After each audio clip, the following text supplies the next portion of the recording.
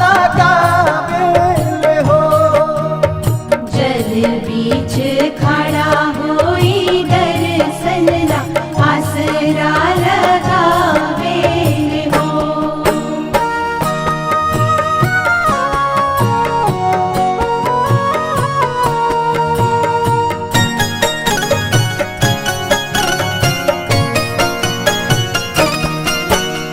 भूखली शरीरिया सजल सुभे मनवा पुरुबे लागल बड़ुए सबके धियनवा।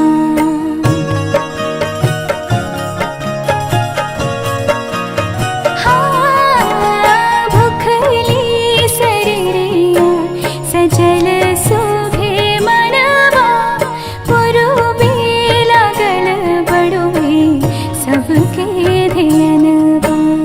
जोड़े जोड़े दौड़ाय दीनानाथ घाटावा पे दीवानी चढ़ावेले हो। जल बीच खड़ा होई दर्शन ला आसरा लगावेले हो।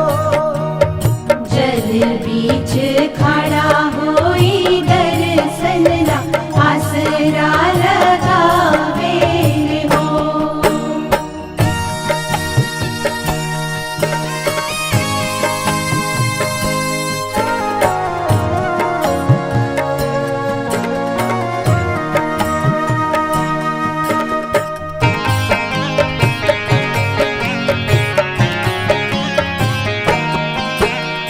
विनय बिहारी लिखले माई के भजनवा गावेली पलक बेटी धई के धियनवा।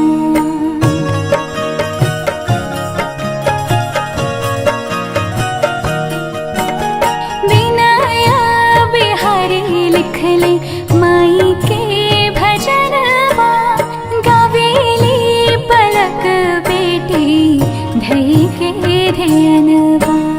जोड़े जोड़े प्यारी गंगा मैया घाटावा पे दीवानी चढ़ावेले हो।